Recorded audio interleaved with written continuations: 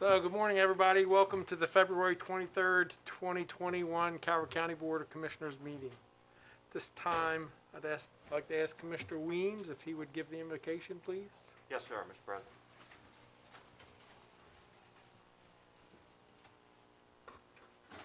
Let us bow our heads in reflection. Dear Lord, as we are in the midst of this worldwide pandemic, we give thanks for all that you've given us. We bless these deliberations today. We ask for discernment, wisdom, and judgment in them for the benefit of all citizens of Calvert County. In this, we ask for and pray. Amen. Amen. Pledge allegiance to the flag of the United States of America and to the republic for which it stands, one nation, under God, indivisible, with liberty and justice for all.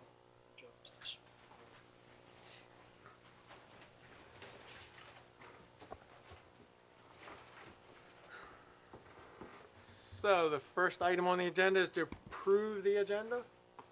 Mr. President, I make a motion that we approve the agenda as written. Second? Have a motion and a second to approve the agenda. Any discussion? All those in favor say aye. Aye. Aye. Opposed? Motion carries 4-0. So the next item on the agenda is public service announcements. The first thing I'd like to do is congratulate Rachel Jones.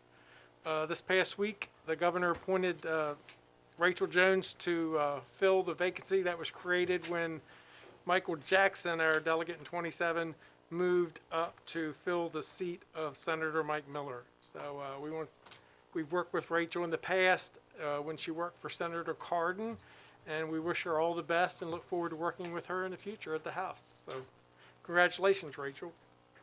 The other item is we've had significant weather events in the last 2 weeks. We want to take this opportunity to thank all the first responders, county and state staff that was out there working in the bad weather, making sure the roads were safe and that people could get where they needed to go. Hopefully most of that is behind us now and spring is soon going to be here. So we want to thank all those who worked all those hours tirelessly to make sure that we were safe. Those are the only things I have on my agenda for public safety. The next item on the did anybody have anything else? Mr. President. Commissioner Hutchins is zooming in today, and you're very faint, Commissioner Hutchins. Thank you, Mr. President. Just to bring up that the Board of Education Thursday is going to have an open meeting and discuss the issue of participation or call-in type of participation such as what we have. They've been challenged by some telecommunications issues, and they too have just gotten teams, so they're going to discuss that this coming Thursday.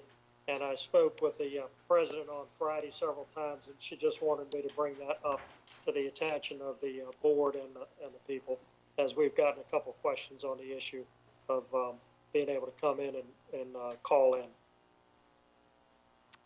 Thank you, Commissioner Hutchins. Anybody have anything else? Next item on the agenda is we're going to have Dr. Polsky's with us again today to give us an update on COVID-19. Good morning. Good morning. Morning. Good morning. Okay. All right. So just give a moment for the slides to pop up. There we go. So I'm going to start out with some good news, and actually most of what I have today is on the positive side. So as you can see from the slide, our number of cases in the county continue to decrease since we had that enormous surge during the holiday period. I will just mention as a little bit of caution that even though we are in much, much better shape than we were a month or so ago, that we're still looking at over 100 documented cases every week in the county. If we go back to summertime, if we knew we were going to have 100 cases in the county, that would seem like an enormous amount of virus transmission. So we are far from where we want to be at this point. With kids getting back into school, I'm very happy to see, you can see age distribution here, that we've had a nice drop down in the youngest age segment, the 0 to 14, and then very, very few cases in what would equate to high school and community college age. The only age demographic that went up a little bit this past week was the 20 to 27, and that was only a modest increase. And then what might be most important out of this slide is on the other end of the age spectrum, the 65 plus and 75 plus ages, where we've seen a dramatic decrease down. So actually, before I get to that, just want to make a mention as we start to transition to talk about vaccines, that we have made a concerted effort to make sure that our more elderly population in the county is getting the best access possible to vaccinations. So in addition to seeing the total number of cases drop, if we go back about a month ago, there were over 35 people in our local hospital admitted with COVID. I think 8 at the peak were in the ICU, with several people having to be transferred out to other hospitals. As of yesterday, we had a total of 5 people in the hospital admitted for COVID, 1 in the ICU, 4 on the general ward. So it's not just the number of cases, but the severity of illness. We've seen dramatic decreases down as well. And then this is an update of slides that I've shown in past weeks. So you can see that these are health departments. These are not pharmacies or hospitals. So for our health department, we're still at over 100%. Again, you can't give out more than you receive. Those statistics are skewed a little bit by the Pfizer vaccines, where oftentimes you can get out more vaccines than. And then relative to other counties, Calvert currently ranks 6th in the highest number or highest percentage of population vaccinated. And then I added this slide in because there's been questions about how vaccines are being allocated at this point. Keeping in mind that the initial vaccinations were going almost solely to healthcare workers, to first responders, and then to nursing homes. So there were a significant number of vaccines that went to younger people because they worked in healthcare fields, or they were EMS workers or firefighters. So when you take a look, the first column are the number of people who have received at least a first vaccine in our county. So 65 and over, it's over 5,000 people now. If you look at 75 and over, over 3,200. And then as a percentage of the entire county's vaccinations, you can see the percentages there. And then the column to the far right are the percentages statewide. So you can see that locally, we've actually done a better job than they're doing statewide in making sure that those vaccines are getting to the people who are most medically vulnerable. And I think that's it for my slides. Questions? So, I do want to thank you for coming in. We've got you coming in every Tuesday. We've gotten a lot of good feedback. People appreciate the fact that you're coming in and giving them updates so they kind of know what's going on. Yeah. And just to reiterate again, you know, we can only give out vaccine based on what the governor has allocated to us. So last week, the federal government started doing 4-week projections for allocations. So Calvert, our projected allocation for the next 3 weeks now is 700 doses. 500 of those go to the health department. 200 of those are going to the Giant in Dunkirk. And you can correct me if things have changed since then. The newest wrinkle that occurred last week or the week before was that now the federal government is doing direct allocations to CVS's and Walgreens. So last week, Dunkirk, CVS was doing vaccinations. Walgreens started doing some vaccinations. I don't know if you know what their allocations are of how many people they're doing. I did get a complaint last Friday. An individual was in line at the CVS at Dunkirk, and in his conversations with the other people there, he found out that they were from Prince George's County, Baltimore County, Virginia, Pennsylvania, and New Jersey, which didn't make him very happy that he was the only Coward County citizen in line that day for a dose at the CVS. And then when he got up to the counter, the person there didn't ask for any identification. The girl basically said, "We don't care. You know, our job is to give out shots." So it's creating all this confusion. You know, we're still getting the complaints from people. I'm 72, I haven't gotten a shot yet, and my neighbor's 51 and he got a shot. You know, the only thing I tell them is what we've been consistently saying is that, you know, Dr. Polsky and his staff is doing the best job they can with the doses they get to go down that list. And that, you know, there's just not enough vaccine to go around, and you just have to be patient.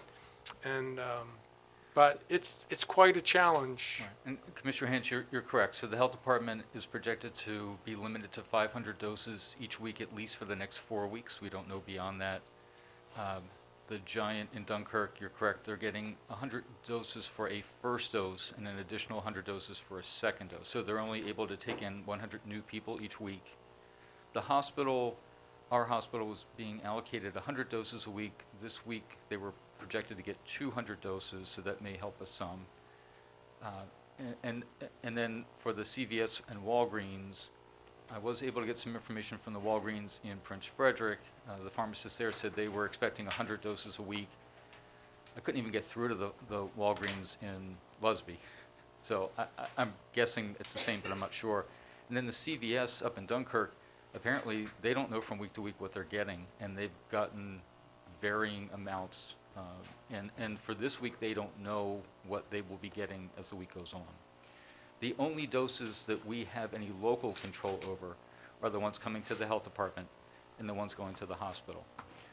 As you mentioned, the pharmacies, it's whoever can grab them first. There is no centralized registry, and I've seen bits and pieces of information from the mass vaccination clinics, which is also whoever can grab them first. And apparently, the 2 counties with the highest number of residents getting vaccinated at Six Flags, one in Prince George's, are coming from Montgomery and from Howard County. And so it would be nice to have more control locally over the vaccines. If we were getting a proportional amount, we should be getting about 1,300 doses a week in Calvert to be used for, at least primarily for Calvert residents. And again, between the hospital and the health department, we're looking at 600 or 700 doses a week. So, Doc, with the inconsistency of all this stuff, somebody goes to CVS, gets a shot, they get one, and now they struggle to get a second one. Does it waste the time that they did the first one? I mean, is there any value to the one? I mean, do they need 2 to make this happen? They do need to. I can talk for a second about the Johnson & Johnson vaccine, which may get approved either later this week or early next week. But for the vaccines that are out right now, they're both 2-dose series. And wherever someone gets their first dose, they should be able to get a second dose at the same location. Every vaccinator is being allocated a first dose, and then there is a companion second dose specifically for them. What we can't have is somebody goes to CVS for their first and then tries, say, to come to the health department for the second, because we get a specific number of second doses for those we've already vaccinated. If we give them one of our second doses, and somebody we vaccinated for first, we don't have a dose for their second. And how do you regulate that? Well, so we've already had some issues with people going to Six Flags or other places. They don't want to go back and travel. They want to come here.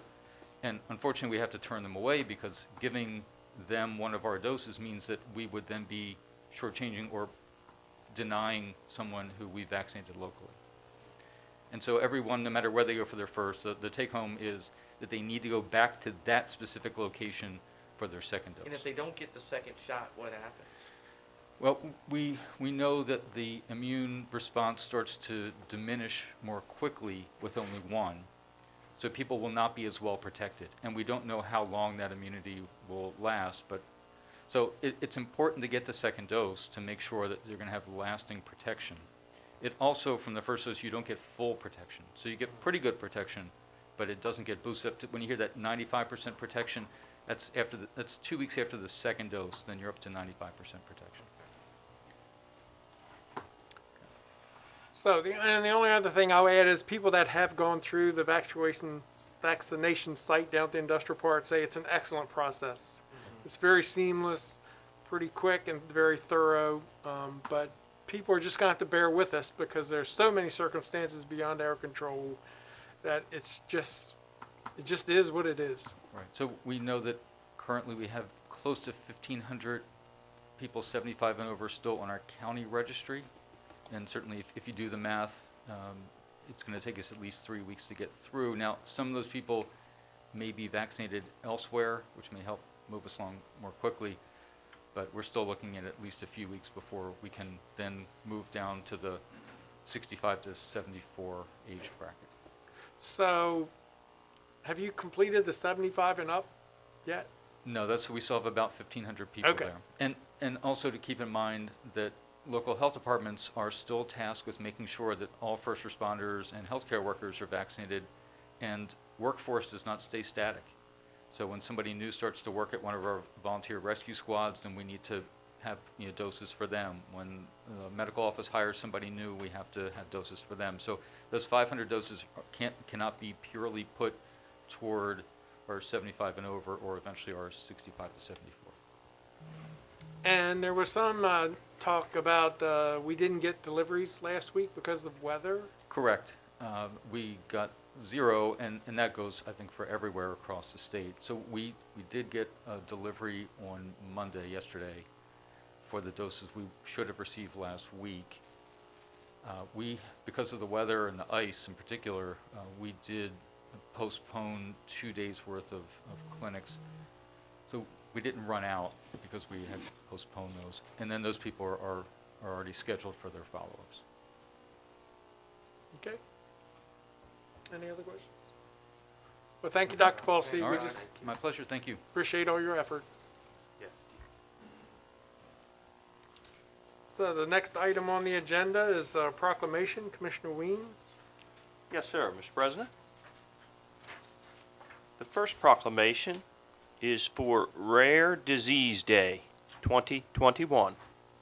Whereas there are 7,000 diseases and conditions considered rare, each afflicting fewer than 200,000 Americans in the United States, according to the National Institutes of Health, NIH. And whereas while each of these diseases may include small numbers of people, rare diseases as a group strike almost 30 million Americans.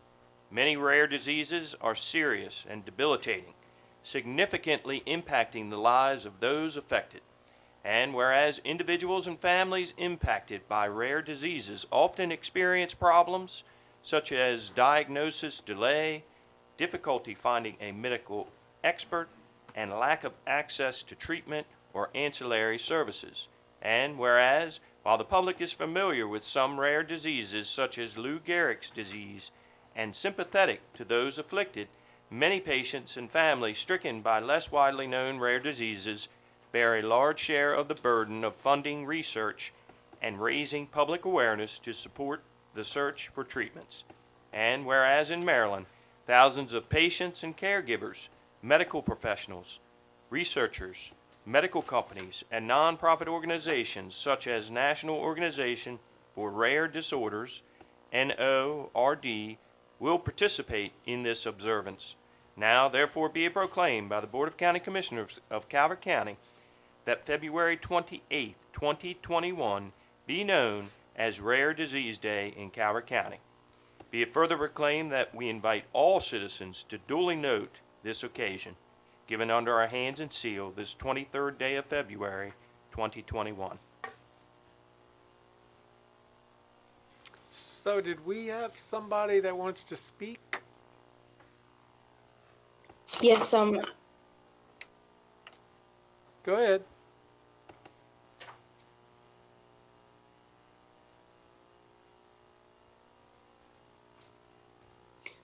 yes, I'm right here. My name is Noah Victoria. I would like to thank all the Calvert County Commissioners for recognizing and proclaiming February 29th Rare Disease Day. I myself suffer from a rare disease since birth that has no treatment nor cure.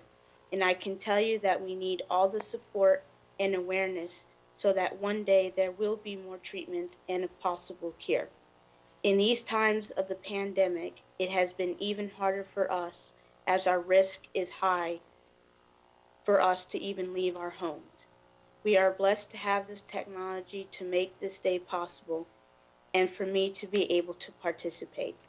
I would also like to thank Ashley Staples Reed for helping us to make this possible. Thank you very much. Well, thank you. We appreciate you coming in today.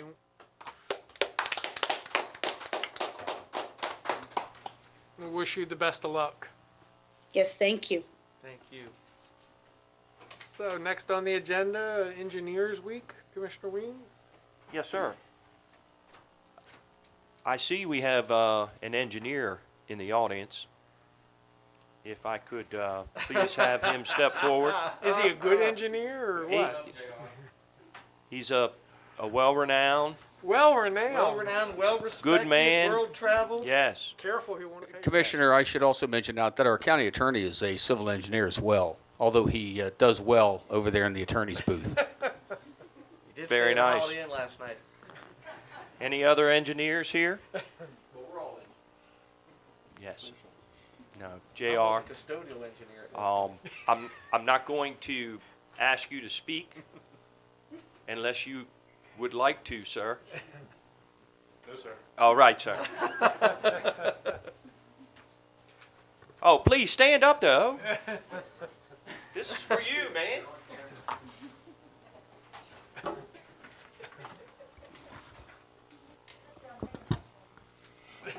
Oh, 6 feet, sir. We're Please. expecting this, were you? Yes, sir. Whereas engineers like JR use their specialized knowledge and skills in creative and innovative ways to fulfill society's needs and to help solve major technological challenges of our time. JR is designing efficient building systems that are rebuilding towns devastated by natural disasters. And whereas the field of engineering has often been called the invisible or stealth profession, because everything around us and things we use every day have been engineered in some way, shape, or fashion. Yet, we may not see the engineers behind the scenes or know much about engineering. And whereas founded in 1951, National Engineers Week, E-Week, is dedicated to ensuring a diverse and well-educated future engineering workforce by increasing understanding of and interest in engineering and technology careers. And whereas E-Week is a formal coalition of more than 70 engineering, education, and cultural societies, with more than 50 corporations and government agencies dedicated to raising public awareness of engineers' positive contributions to quality of life. And whereas E-Week promotes recognition among parents, teachers, and students of the importance of a technical education and a high level of math, science, and technology literacy, and motivates youth to pursue engineering careers in order to provide a diverse and vigorous engineering workforce. Now, therefore, be it proclaimed by the Board of County Commissioners of Calvert County that the week of February 21st through the 27th, 2021 be known as National Engineers Week in Calvert County. Be it further proclaimed that all citizens are urged to actively recognize and support the important contributions of engineers like JR to our daily lives, given under our hands and seal this 23rd day of February 2021. Thank you, JR. Congratulations. Yes, sir. Let me get a mask. Commissioners, this is Kelly. In addition to the wonderful engineers that you have in person, we also have Bernice Berzina from the College of Southern Maryland. She's one of the engineering professors online with us, and I think she's just got a couple words to say as well. Go ahead. Thank you. This is Bernice Berzina. I just want to briefly say thank you for the proclamation. We appreciate it very much, highlighting your engineering programs. We're very proud of our engineering programs. I myself am a born and raised in Southern Maryland, graduate of College Southern Maryland, transferred to University of Maryland College Park to get my degree in mechanical engineering. And we have a host of activities planned for the week and for upcoming month to highlight our program, including recently establishing a National Society of Black Engineers, Society of Women Engineers chapters. We have our engineering club and our Talent Robotics team. So I'm really thankful for the proclamation. Thank you so much. Thank you. We appreciate it. So we have a public hearing scheduled for 10:30. So we're gonna have to skip ahead. So how about if we have an appointment on the agenda for Parks and Rec? Could we do that, please? Deputy Director Vassallo? Morning, Commissioners. Linda Vassallo. You have an appointment recommendation from the Parks and Rec Board to reappoint 3 members, Bernadette Hager, Greg Kernan, and Ray Mahar.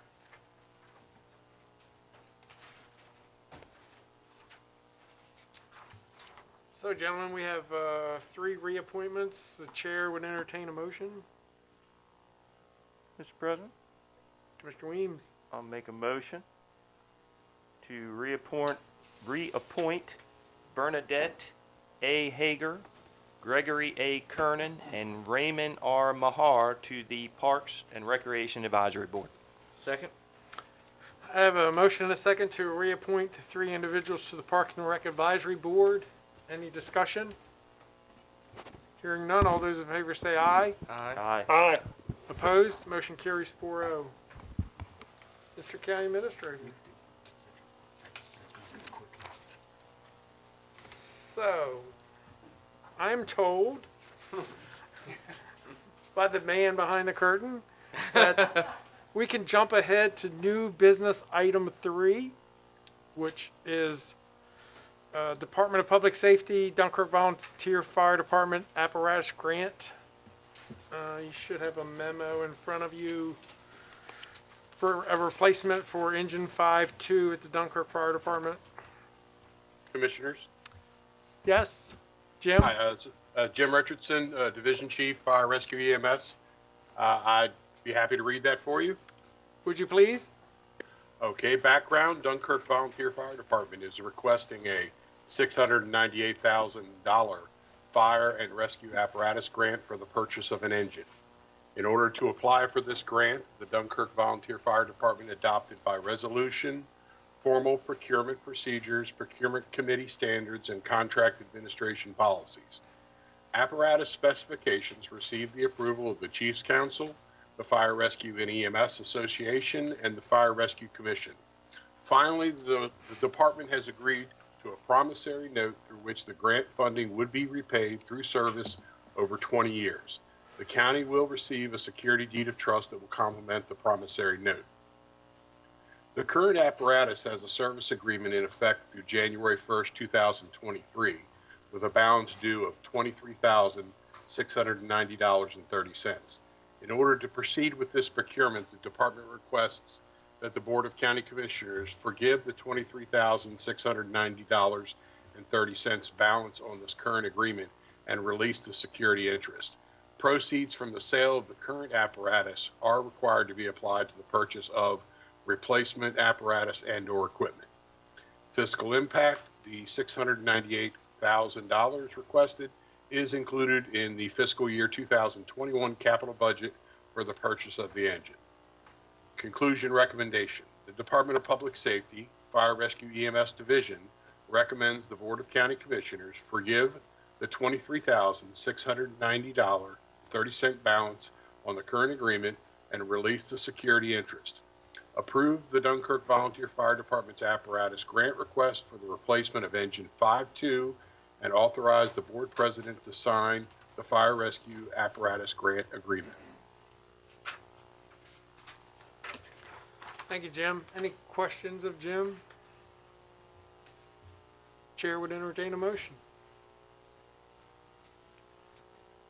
Mr. President, I make a motion, sir, that forgives the $23,690.30 balance on the current agreement, releases the security interest, approves the Dunkirk Volunteer Fire Department's apparatus grant request for the replacement of Engine 52, and approves and authorizes the board president to sign the fire and rescue apparatus grant agreement.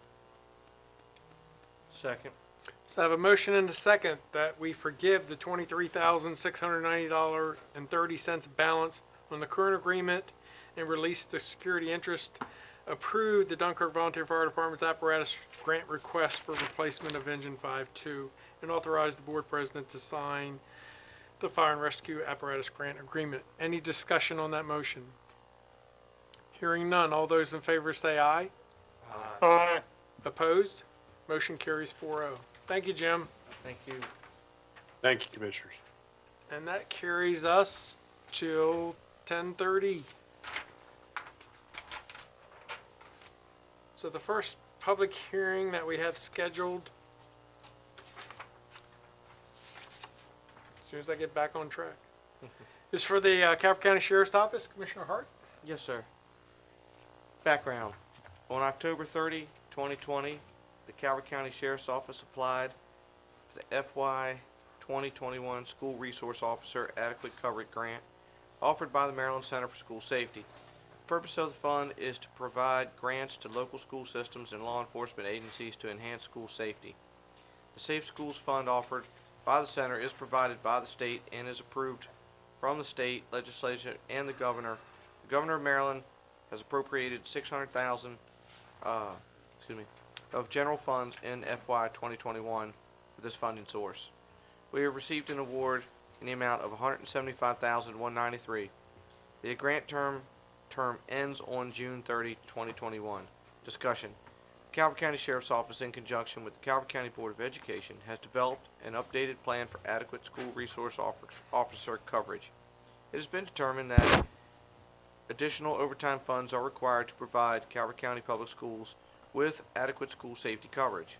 Grant funding will cover the overtime costs related to the school resource officers for traffic direction and safety for after-school activities such as dances, football, basketball games.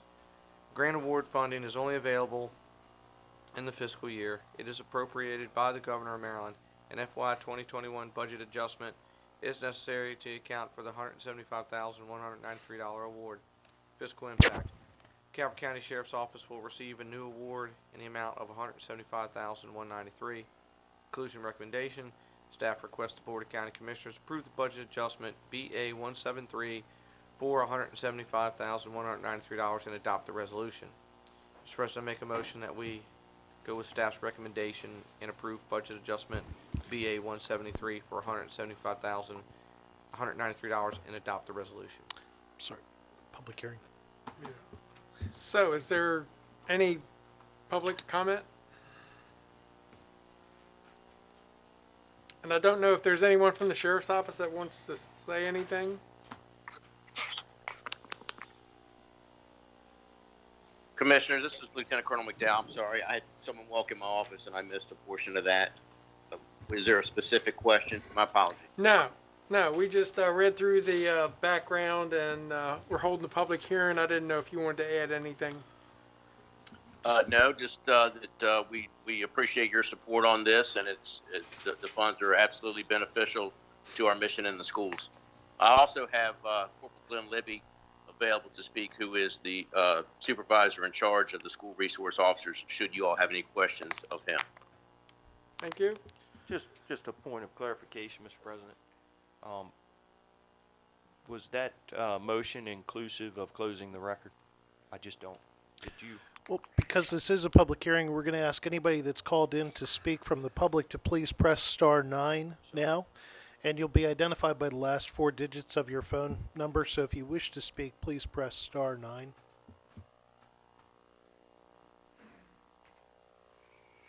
There are no speakers. So now the motion is in proper procedural posture for consideration. Do we need to add close the record to that? Yes, please. Yes. So I amend the to, motion to approve budget adjustment BA 173 for 175, 193, adopt the resolution and close the record. Second. I have a motion and a second to approve budget adjustment BA 173 for $175,193, adopt the resolution, and to close the record. Any discussion on that motion? You know, the only thing I'll say is reading that, you know, it seems so long ago that kids went to dances and football, but I mean, just heartbreaking. Just reading that going, you know, this time last year, these things were all in play. You know, having no idea that just a week or so later, last Things are year, gonna change.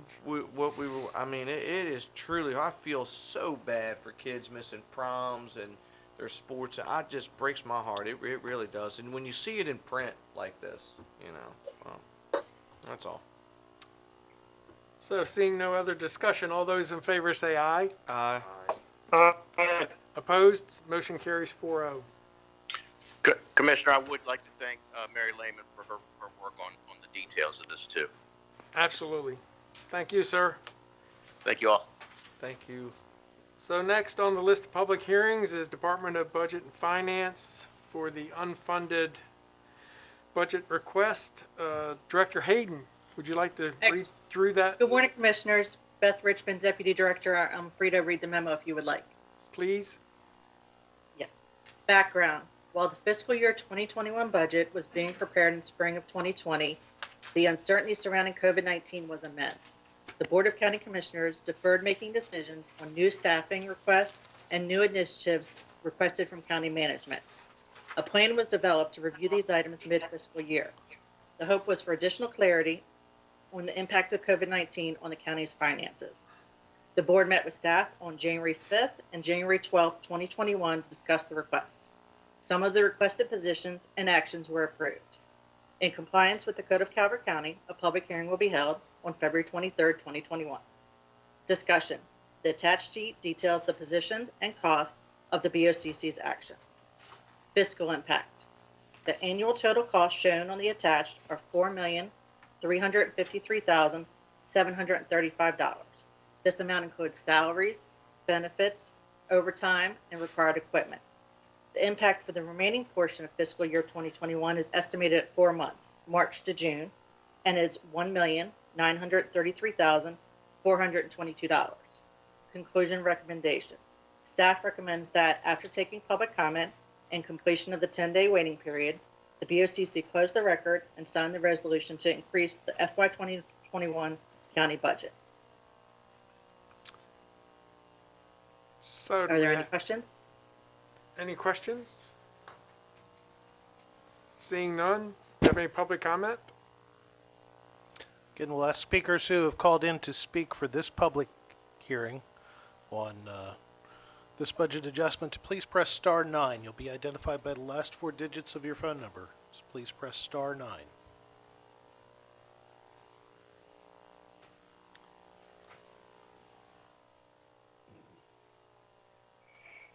There are no speakers. So we have no speakers. Have we completed the 10-day waiting period? No, Commissioners, this is one that will be brought back on March 9th. You are asked to leave the record open until close of business on Friday, March 5th, and so people can submit written comments to 175 Main Street, Prince Frederick, Maryland, 20678, to the direction of the Department of Finance and Budget. So the chair would entertain a motion to keep the record open until March 5th. So moved, Mr. President. Second. Have a motion and a second that we keep the record open until March 5th and then take action after that date. Any discussion? All those in favor say aye. Aye. Aye. Opposed? Motion carries 4-0. Thank you. Thank you, Commissioners. Thank you. The next item under public hearings today is Department of Community Resources. Commissioner Weems. Yes, sir, Mr. President. I believe, is Miss Jennifer available? Hi, it's Jacqueline Culver, a Community Resources Specialist, um, presenting today for this public hearing. Background, in July 2019, the Calvert County government was awarded an $800,000 community development block grant from the Maryland Department of Housing and Community Development, known as DHCD, to support the construction of a 21,000 square foot commercial grade food distribution center in partnership with End Hunger in Calvert County. Per the grant requirement, a second public hearing is required to provide the community with updates on the project's progress, as well as an opportunity for public comment. The third semi-annual progress report submitted to HCD has in early January is attached for reference of the project's progress, and I'll just note that it was also available to view online and upon request. Fiscal impact, none. Conclusion and recommendations. The Department of Community Resources requests the Board of County Commissioners receive updates on the project's progress, accept public comment, and move to close the record. So today we are joined with Ann Edwards and Larry Patton with the Chesapeake Church and End Hunger in Calvert County to answer questions and provide updates on the progress of the warehouse. And I have some photos to share if you're open to that today. Yes. So, Ann, Larry? Either? Yes, sir.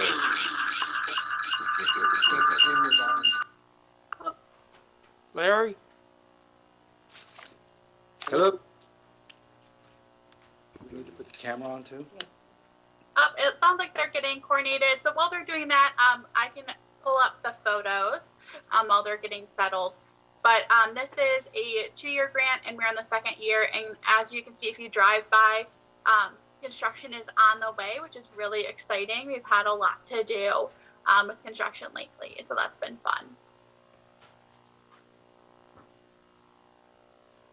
So right here is a photo provided to us by End Hunger of the site of the future warehouse, which they've been busy getting prepped for the warehouse.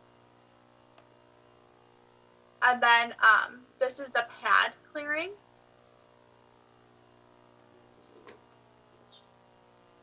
This is the stormwater management pond. A lot of the work prior today has been making sure the stormwater management systems are up to date and ready to go. On it somewhere. Here's another photo of the stormwater management pond. And finally, here is the warehouse site pad, where we're hopefully will see very, very soon that 21,000 square foot warehouse. It's on. Okay. Yep, you, Larry and Ann, I can hear you, so we can hear you if you want to talk, even if we can't see you. Jackie, we're here along with Robert Hahn and Jackie Miller as well. Welcome. Thank you. Hi. Well, good morning. Would you guys like? Oh, sorry. No. So who's going to speak? Yeah, Ian, Larry, Reverend Hahn, who would like to give an update? I guess I will. First of all, I want to thank you for the great support and let you know that the county offices have been above and beyond the call of duty in terms of being responsive and helpful, especially during the circumstances of 2020, which are still carrying into 2021, the whole pandemic thing. And also, I just want to, congratulate all of you on your foresight, because this warehouse is going to be a large part of what we call the post-pandemic recovery. Because even when the disease has been curbed and infections and things like that have been curbed, there will still be people who will need a ton of food as we climb out of an economic recovery. And the warehouse is going to be the hub for that, for not just Calvert County, but all of Southern Maryland. So we're actually taking the lead for all of Southern Maryland moving forward on this. It was just really good foresight, and I just appreciate your support and your partnership in this. We've had some setbacks, and they're just circumstantial setbacks that every major construction project in the area has had, between the shutdown that was created when the pandemic first hit, and for us they were rolling shutdowns, meaning at certain times We had laborers that weren't working. We had supplies that couldn't show up. Obviously, all the governmental agencies slowed down. We slowed down. And then when summer hit and it just rained and rained and rained, you can't do that kind of site work in the rain. You can't even do it on wet ground. So the ground never got dry enough. So it just became one rolling shutdown after another. Digital meetings in lieu of in-person meetings impacted just the efficiency of getting things moving. And now, we've had an impact on steel costs. When steel production shut down, one of the great things we're doing is we're only purchasing American-made steel. And we're proud to do that.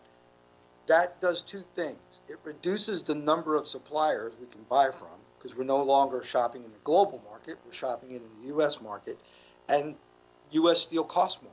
It's better steel, but it costs more.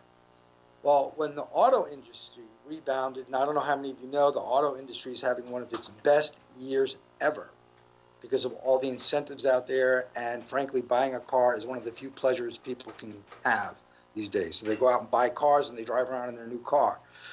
And so that's what's happening. We're now competing with the automakers for steel. And so the steel company just keeps pushing us back further and further and further. We've been hit with at least an 18% increase in the price of steel alone. But we're managing through it.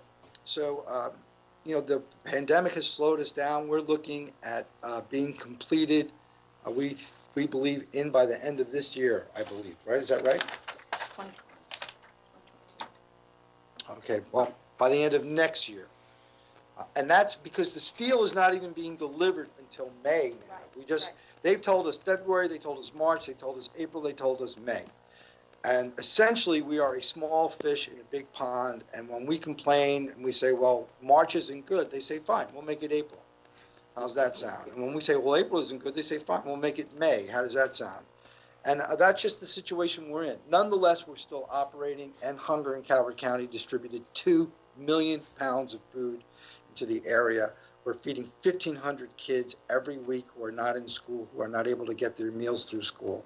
And all of that is, while it may not be directly tied to the warehouse, it is the momentum that got created by the grant. Jennifer has been great. Jackie's been great. County's been great. Maryland Health Department has not been great, but that's that. I'm just going to tell you that. They're hard to deal with sometimes. And so that's where we are. The project is over budget. We're finding ways to raise more money. And this is something that we're in partnership together, but every dime is accounted for. Every dime is being spent properly. And we've got we're using local subcontractors for the most part, buying suppliers local, and by local I mean Calvert County local when possible, while still maintaining to Bacon Davis and all the other pieces that need to happen. But this thing's moving forward, and we're going to be in, and we'll one day be standing there cutting the ribbon, realizing the great work that we were able to do for not just our county, but for Southern Maryland. And I just want to emphasize again that the Calvert County agencies have been extremely responsive to us, and they have kept us on the front burner. Reverend Hahn, we're so glad to hear that. It's really encouraging to hear that. I just want to share some data that I think you probably want to share as well. That to date, you guys have spent down, requested from this grant, over $200,000, and I'm sure more requests are coming my way as soon as I say that. And that in March, you guys really did step up and provided over 400,000 meals to the community due to the pandemic. And all that, the challenges we're facing, how we pivoted, is all reflected in our semi-annual report for public viewing. And, the grant does end at the, end of the fiscal year, so July, but, work will continue. But I'm sure all those funds will be spent down before then, just with those challenges. And your staff has been wonderful to work with. We've navigated things, and you mentioned online meetings. We were the first CDBG grantee in Maryland to have an online request for proposals and bid proposals, and that went really, really well, and the state was impressed. So I just want to congratulate and thank you for that hard work. Thank you, Jackie. You know, they really talk about these block grants as being public-private partnerships, and this really has been. And it's in spite of all the obstacles created by the weather and by the pandemic and all that, we have just been moving forward, and the commitment to do this is so high, and the desire and the passion behind it. And so it's actually been inspiring in many ways, because we're just going to continue to move forward.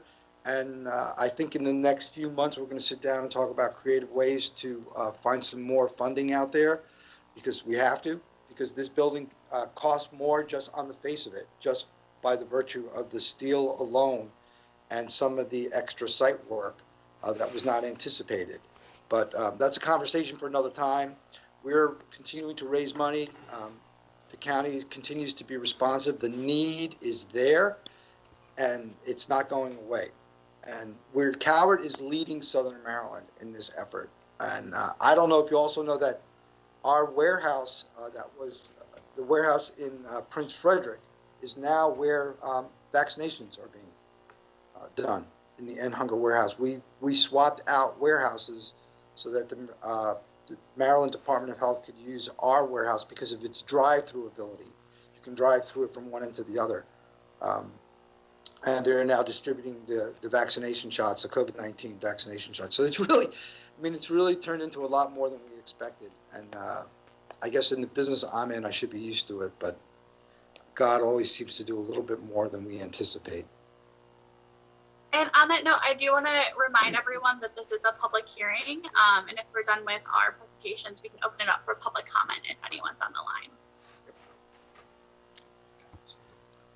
So we'll ask anyone who wishes to speak to please press star 9. Please press star 9. You'll be identified by the last 4 digits of your phone number.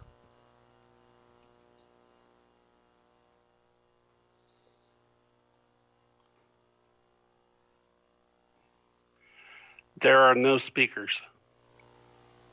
Thank you. Thank you. Thank you. So I do want to take this opportunity, Reverend Hahn, to thank you and Ann and Larry and your whole team, and actually the membership of your church for all you do to help the citizens of Calvert County in their time of need. So we all look forward to getting together as soon as we can to cut that ribbon. So thank you, Commissioner. Absolutely. Mr. President. Yes, sir. Commissioner Hutchins? Thank you, Mr. President. Reverend, I just wanted to add to having worked a little bit closely with you on the front end of the 2019 year, and to thank you and to use you as an example of how to get things done and where the citizens and the other elements, industry and everybody comes together. So we're not totally and solely dependent on government to get something done. And you demonstrate that quite clearly with the project that you're doing, to be able to leverage grant money that is government money, but to continue to raise money and funding for the project on private resources. And so I thank you very much for that as a demonstration as to where we need to go and how to do it in the future. Thank you, Commissioner. And all I can say is I'm humbled. I love this county. I love what we're able to do together.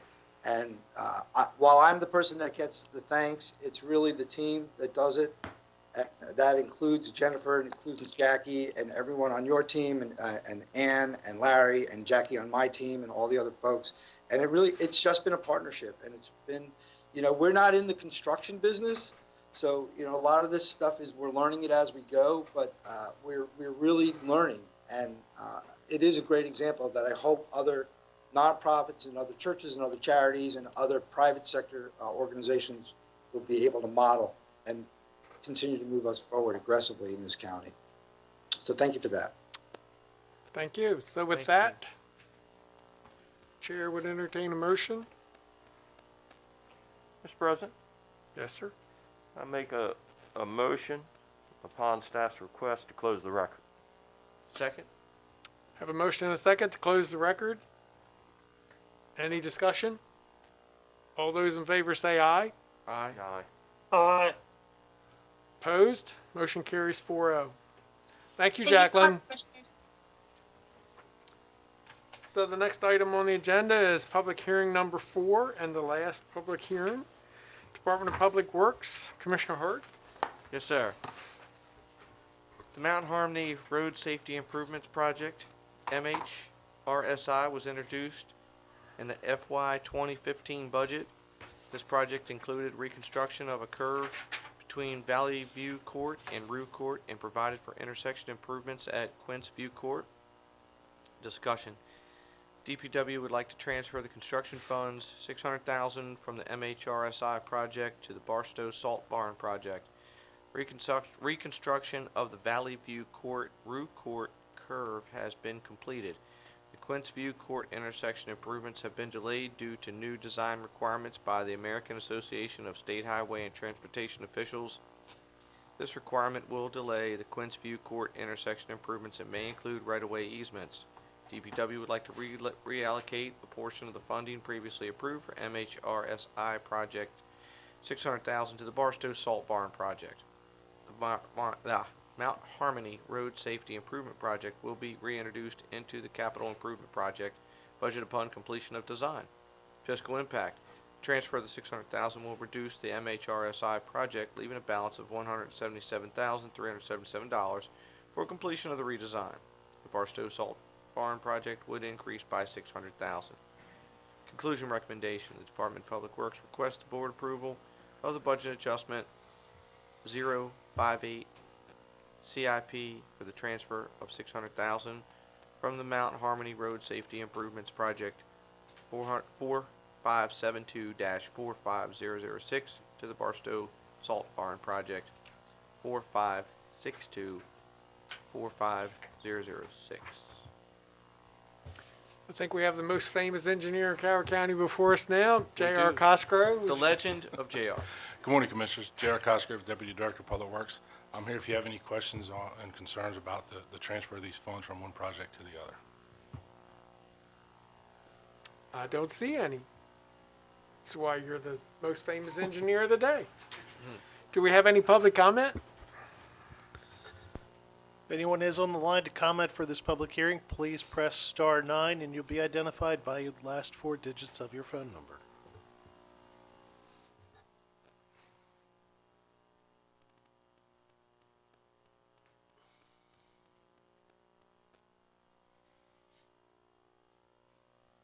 There are no speakers. So we have no comment. No other questions. The chair would entertain a motion. Mr. President, I'd like to engineer a motion to close the record. Approve budget adjustment BA 058 CIP and adopt the resolution. Second. So I have a motion and a second to close the record, approve the budget adjustment 058 CIP for the transfer of $600,000. Any other discussion on the motion? Seeing none, all those in favor say aye. Aye. Opposed? Thank you. Thank you, Motion carries 4-0.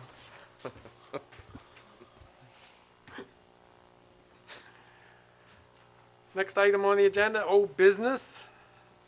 Mr. Attorney. Morning, Commissioners. This is an update on the bills that are currently pending in Annapolis before the General Assembly that affect Calvert County either exclusively or uniquely. The purpose of the meeting is to present an update on the Commissioners' requests and present information regarding bills having an impact in Calvert County. As of the writing of this, which was February 11th due to submission deadlines, the Bond Authority request, House Bill 1173, has been assigned a hearing date of February 25th. The delegation bill submits the county's full request in the full amount of $26,453,345 to support capital projects with significant public benefit, including Beach Elementary School, fire and rescue apparatus, Twin Beach Library, Stafford Road Project, the St. Leonard Fire Department and Rescue Facility. As is tradition in Calvert, the board seeks the authority for the complete project, then only sells bonds necessary to fund the progress of the project. This ensures that projects have the financial capacity to attain completion.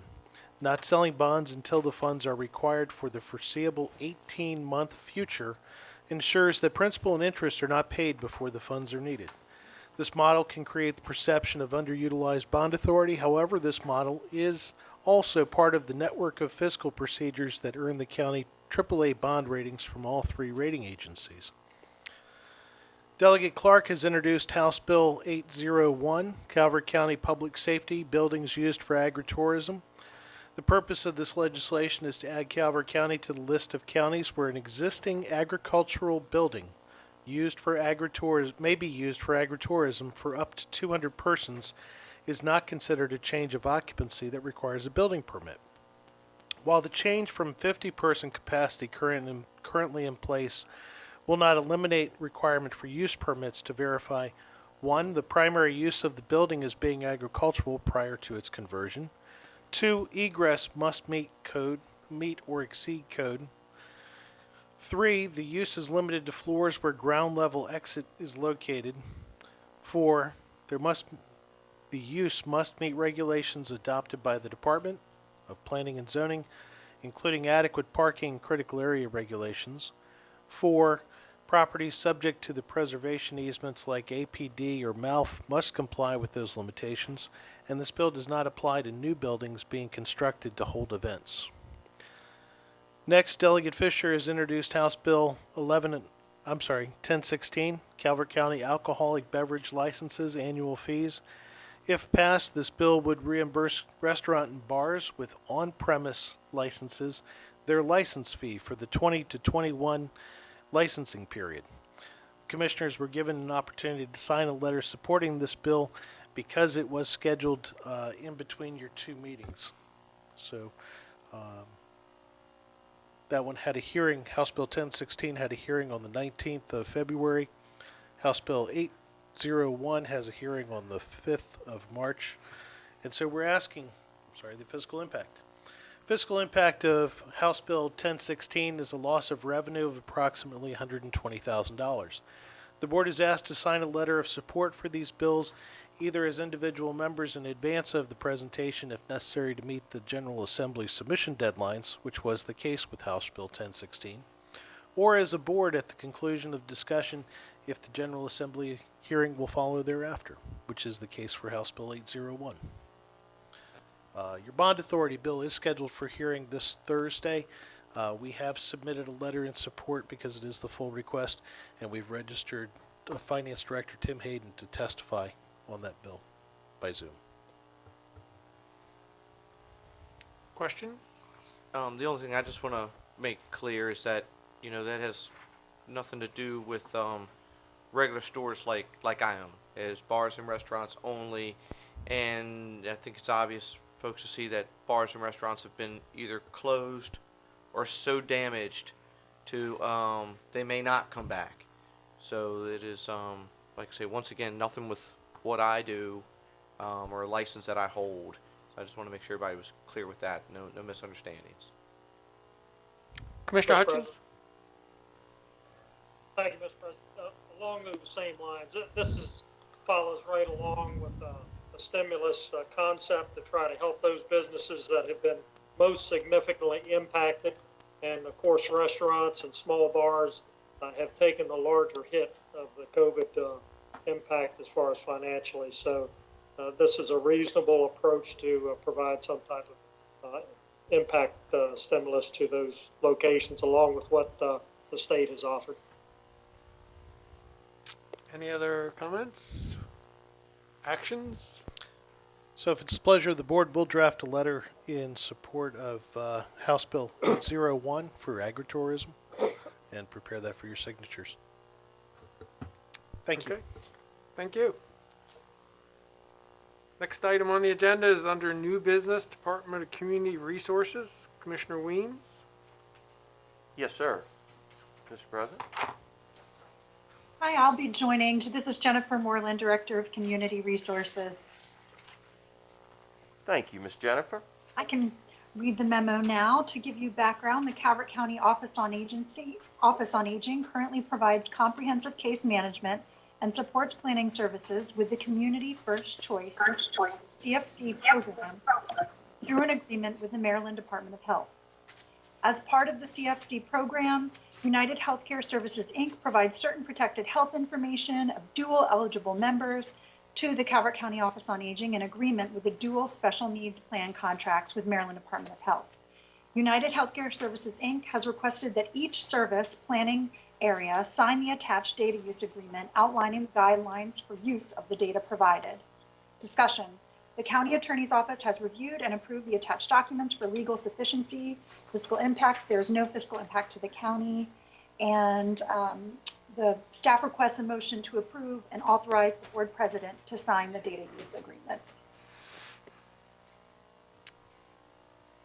Is that all, Jennifer? Yes, that's all. Any questions? Chair would entertain a motion. Mr. President, I'd like to make a motion to approve and authorize the board president to sign the data use agreement. Second.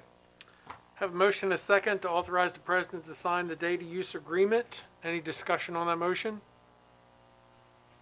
Hearing none, all those in favor say aye. Aye. Aye. Opposed? Motion carries 4-0. Thank you, Jennifer. Thank you so much. Next, item 2, under new business, Department of Public Works, Commissioner Hart. Background. The County Commissioners of Calvert County and the Property Owners Association of Chesapeake Ranch Estates entered into an agreement dated June 21st, 2019 regarding the administration of a sixth special tax district established by Ordinance 09-19. The purpose of the special tax district is to fund the cost of furnishing, providing, and maintaining community roads, drainage, lakes, canals, community-wide amenities, and benefits. Majority of the funds collected for this STD are used for the roads and infrastructure. Discussion. The Department of Public Works has been working with POACre to find efficient and viable solutions for performance bonding associated with completed work through the STD. The attached addendum provides POACre the option of substituting a typical performance bond for a non-payment of their reimbursement of revenues collected in the event of failure to perform and completed the work. As a result of exercising this option, POACre would not need to post a performance bond in addition to forward funding projects and awaiting approval of the reimbursement, allowing them better flexibility for future project planning. Conclusion recommendation. DPW is requesting the BOCC to approve and authorize the BOCC President to sign the attached first addendum to the sixth special tax district agreement. And we have Carrie Dahl here, Director of Public Works. And Director, I just want to make it clear, this is actually obviously a hot button issue down my way that this no way, shape, or form takes away from maintaining their areas or or diverting where that money goes to. Can you give just a little bit in just plainer English what this is Well, about? I do have Danielle online, so she's very familiar. Or Danielle, Yeah, she's I'm online to flexible actually either way. discuss Just some somebody detailed kind of just really clarify this for the people at home what this is doing. Absolutely. So what this does is POACre will have the option that rather than post a bond, they can simply not be reimbursed from their own account. So right now what happens is they perform the work, they fund it up front, and then they have to go through the county system to be reimbursed from the tax district dollars for performing the work. If they also need to post a bond, they're putting the money up front twice. So what this will do, it'll actually give them more efficiency so that they can get more work done a little faster, and they have more flexibility with their own funds. Does this in any way keep them, say they spent money on this project, but now they don't have money to take care of something else? Does this impede their performance anyhow? I want to make, you know how very passionate I am about this, that, nothing harms these people in any way, shape, or form, that this is actually a way to help take care of their maintenance even more efficiently? Absolutely. It absolutely does not impede the work at all, and it only helps. So this doesn't go out and buys pickup trucks and other things. This money stays on point. Correct. This simply has to do with the way in which the work is covered and the way that it is bonded, and it gives them more flexibility to perform more work on their schedule as quickly as they can. So Danielle, do we inspect that work, or are we just a transfer of money? We inspect the work at as-built. We inspect the work the same as we would for a typical permit, but not the same as we would for a developer building a new road. Gotcha. Okay. Okay? We're Any doing a other- good thing. Okay, any other questions? Thank you, Danielle. Thank you, Carrie. Sir? You're looking for a motion, Mr. Yes, President? sir. Yes, sir. I make a motion that the BOCC approve and authorize the BOCC president to sign the attached first addendum to the 6th Special Tax District Agreement. Second. So I have a motion and a second to approve and authorize the BOCC president to sign the addendum. Any discussion on that motion? Seeing none, all those in favor say aye. Aye. Opposed? Motion carries 4-0. Thank you. So, next item on the agenda is presentations. And due to time issues, we're going to switch them, and we're going to take the College of Southern Maryland Annual State of the College presentation first. So, Dr. Murphy, are you ready? I am. Thank you so much, Mr. President. And it's so good to see all of you, even if it's on a screen. I really look forward to the day when I come in again to tell you about the wonderful things that are going on at the college with trustees and students and members of our community. Let's hope those days come sooner rather than later. Amen. So at any rate, I would like to, this year, since we are in unusual times, we have prepared our State of the College in a video, which I'd like to share with you now. So please, whenever you're ready.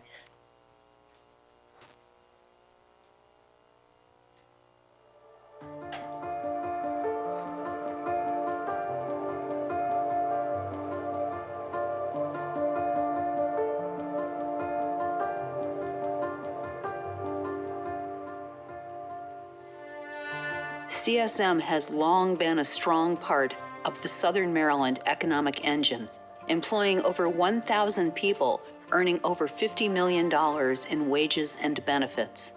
The college is known for its stellar transfer programs, nursing and allied health programs, trades and transportation programs, athletic teams, arts, world-ranked robotics team, and so much more. Additionally, 88% of CSM graduates remain in Southern Maryland, and those degrees and certificates add another $238.5 million to our regional income. CSM creates economic mobility for its graduates with real wage gains. This academic year has been like no other. However, CSM was prepared. From March 19th, when the college went remote, through the summer, the CSM community worked quickly to meet the challenges of the COVID-19 pandemic. At CSM, we've always focused on remote learning through the history of the college and had a really good set of core faculty who knew how to do that. So when the pandemic hit, we took what we learned from that and expanded it. So one of the things that faculty did a couple of years ago was something called ORP, which is Online Academic Rigor and Presence. And it's 48 standards from design to delivery to presence to assessment that faculty follow in their online courses. And we broaden that because we're 100% remote. Faculty did massive amounts of training in this as well, and they just did a fabulous job in discussing things that worked and things that didn't, and really provided the best experience for students so that they could learn the objectives for the particular course. Faculty were well prepared for the move to virtual learning and created 3 modes of learning. Web-based, which is all online, real-time technology, which is synchronous technology, and hybrid, which meets both online and in person.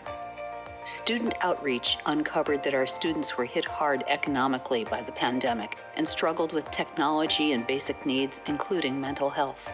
At CSM, we provide our students no-cost food options in our micropantries located on all campuses. When the pandemic hit and our physical spaces closed, we transitioned to a mobile hawk feeder, which were drive-up distribution events. We gave over 350 students more than 8,000 pounds of food.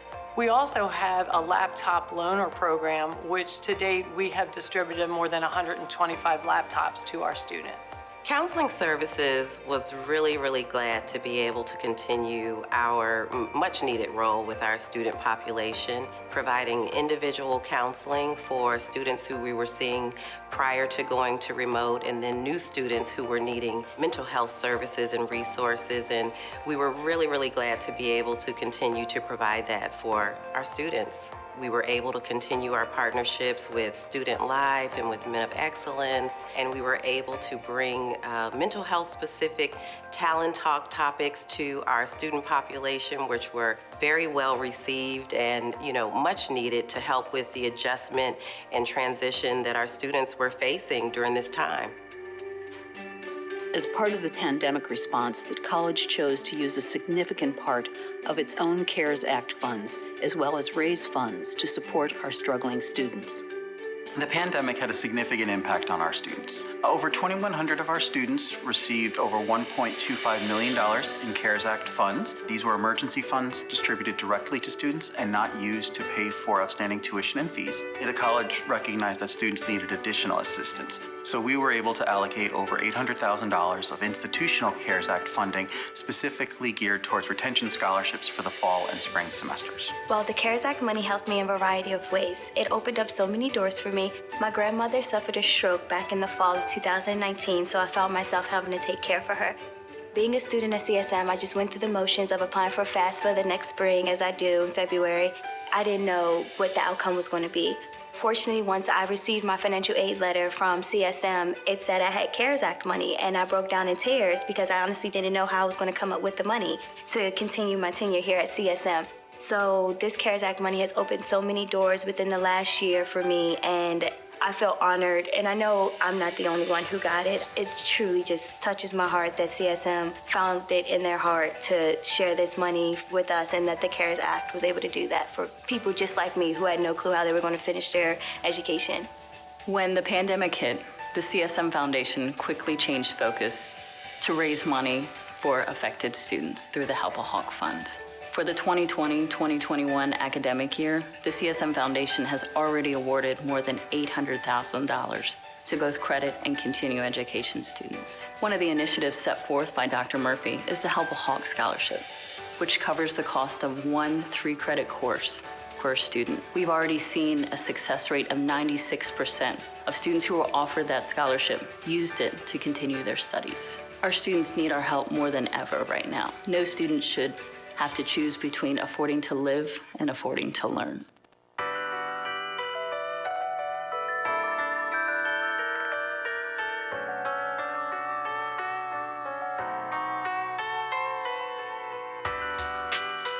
Community colleges are social justice through education.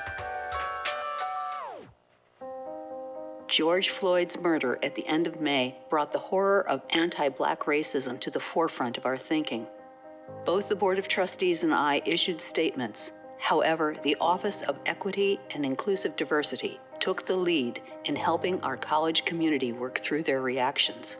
So, we had the pandemic in the background of a series of incidents happening, the Ahmaud Arbery case and Breonna Taylor, and then George Floyd happened. And understanding that people were shaken by the very public killing of George Floyd, and that they needed some way to process that, to make sense of how something like that could happen today, we offered CSM's 30-Day Justice Challenge.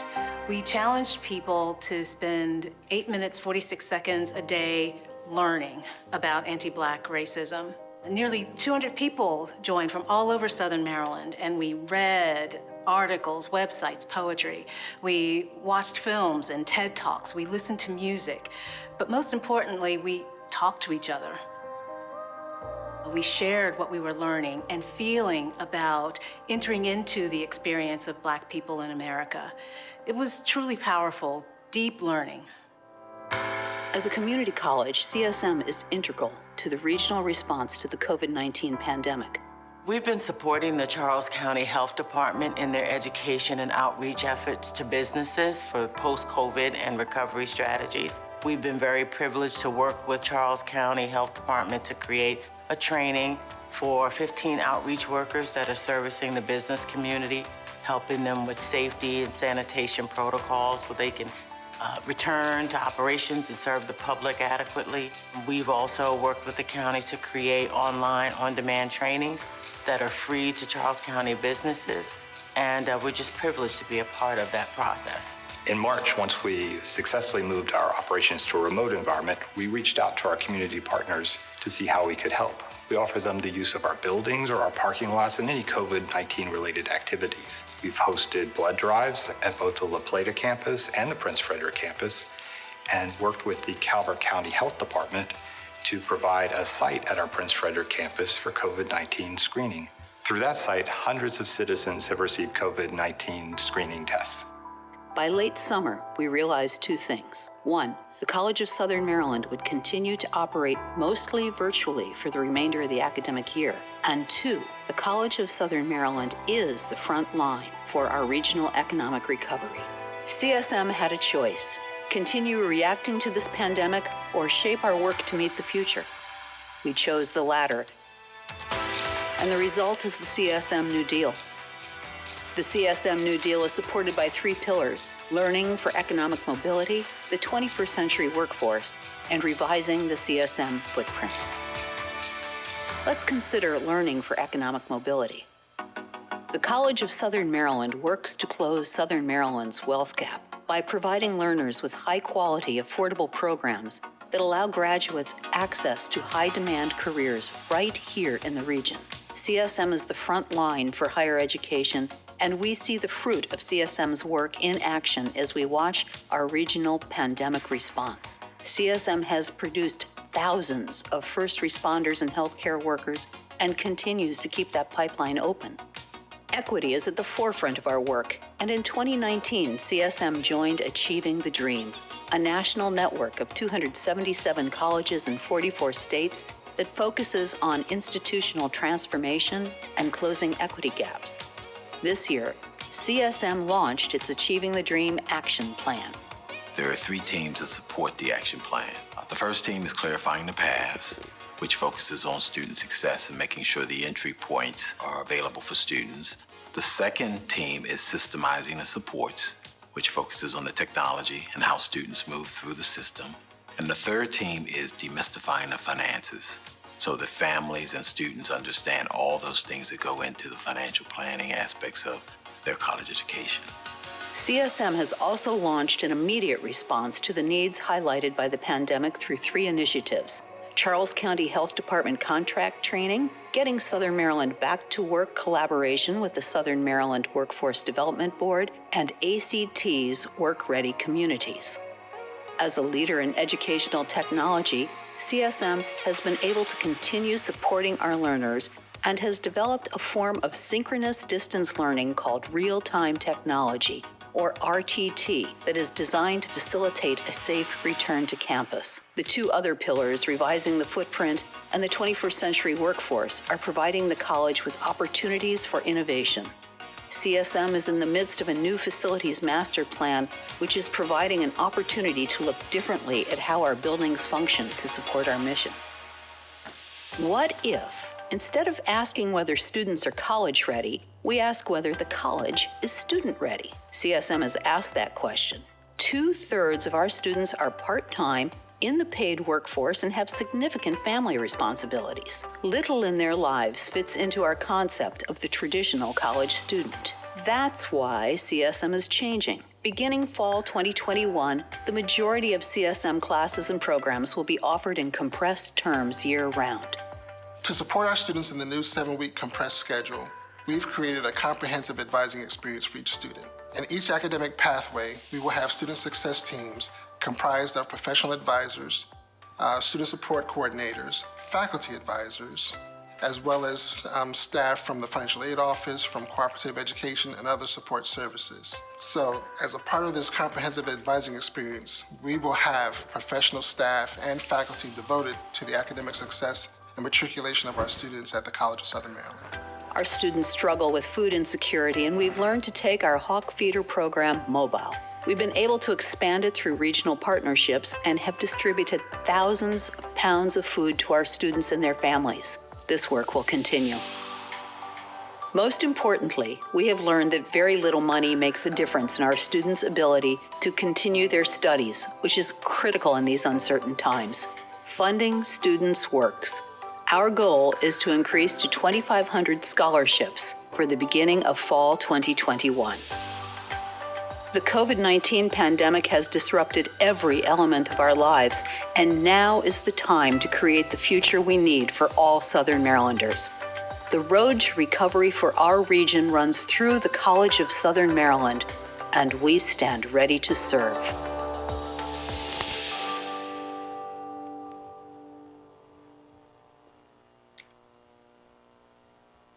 Commissioners, thank you. That is the state of the College of Southern Maryland for February 2021.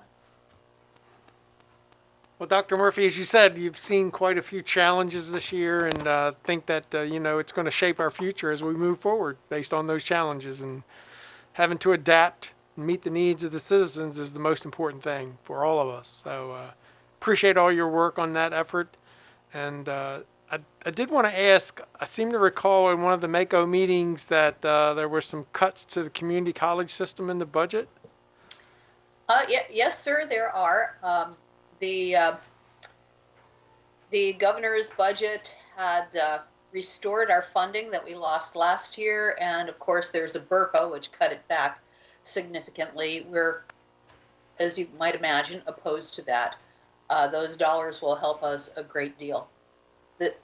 While the stimulus dollars are really appreciated, those are things that we can use for one-time costs. As you know, it really doesn't go to base. And these are times where we need to really shore things up as best we can. Yep. So were there any other questions? Seeing none, thank you very much. And like you say, I hope we're sooner than later we can all get together. I hope so too. Thank you, sir. Absolutely. Have a great day. Thank you. So the next item on the agenda is a presentation by Department of Budget and Finance. Director Hayden. Hi, this is Sharon Strand, Deputy Director of Finance and Budget, and I'll be reading the memo. Background. The comprehensive annual financial report prepared by the Finance and Budget Department is available on the Finance and Budget page on the county's website for your review. The slide presentation prepared by SB and Company LLC, the county's auditors, included with this memo, is intended as an outline of the planned presentation. As in prior years, the presentation is intended to be very high level and accordingly will be in brief. Discussion. The county's financial statements received an unmodified / clean opinion from the auditors. The general fund, the main operating fund of the county, ended fiscal year 2020 with a budgetary surplus of $10.9 million. The ending general fund balance was $83.8 million, of which $25 million is a committed fund balance for the county's stabilization arrangement. This report has been submitted to the Government Financial Officers Association for their review and certificate program. This report proudly represents the Certificate of Achievement for Excellence in Financial Reporting awarded to the county for fiscal year 2019 Comprehensive Annual Financial Report. Physical impact, none. Conclusion recommendations. The county's independent auditors, SB and Company LLC, will formally present the results of the audit for fiscal year 2020 on Tuesday, February 23rd, 2021. No further action is required. And I'll turn it over to Chris with SB and Company.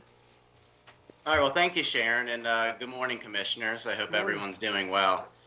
What I'll do is I'll walk through the presentation that I've prepared here. If there's any questions, feel free to stop me as I go through it, or I'll open it up at the end. If you could turn to slide 6, that starts with the scope of services. That's where I'll begin. All right, thank you. We were engaged to perform an audit of the June 30, 2020 financial statements of the county. In addition, the county completes what's termed a comprehensive annual financial report, which is it meets more than the minimum financial reporting standards, and adds introductory and statistical information, which is then submitted to the GFOA, or Government Finance Officers Association's annual award program. And that has been submitted and expected to receive that award again this year. In addition, we're in the process of completing the annual single audit. That's an annual audit for entities that expend more than $750,000 of federal funds. In addition, per our contract, we also audit the Calvert Marine Museum and completion of their federal Form 990. We also complete a couple state mandated reports, the Soil Conservation District, as well as the 911 Fund audit. In addition, the state also requires an annual uniform financial report to be submitted to the state upon completion of the annual audit. That's also reviewed by us, and that's also been submitted. Lastly, once the single audit has been finalized and issued, there's a federal data collection form that we will prepare that is required to be submitted to the to OMB to signify that the single audit requirements have been met and those deadlines have been met. Next slide. Here's a high-level summary of the results of the audit. As Sharon had mentioned, we've issued a clean or unmodified opinion on the financial statements. That's the best opinion we could give under professional standards, and that says that the financial statements are reasonably free of material misstatement. We did not discover any instances of fraud. We are required to have a healthy skepticism for fraud and have the mindset as we conduct the audit that fraud could be perpetrated, at any time by anyone. We did not discover any material weaknesses in the internal control environment, and I have a couple of slides coming up that'll highlight the results of the environment and the internal controls we tested. We received the full cooperation of management, so any questions that we had or records that we requested support for, we obtained adequate responses or adequate backup to support those transactions. We didn't book or propose any journal entries to the financial statements, so that just speaks to the quality of the books that management had prepared in preparation for the audit.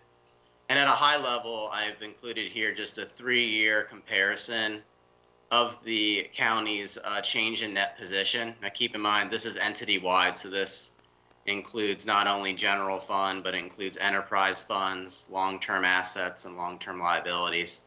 And again, for the 3rd year in a row, there's been a positive change in net position for the county at roughly nearly $36 million, which increases the net position of the county to $192 million for the year.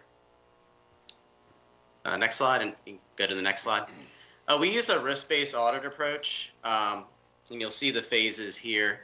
And what I'll describe in the next few slides is the results of our assessment and testing the design and operations of the internal controls. Next slide. As far as when we understand the internal control environment, we look at 5 interrelated components, and we use one of the 2 acceptable risk-based models that is allowed per the federal single audit and compliance with respect to that, but apply that to the county as a whole, looking at all the key processes.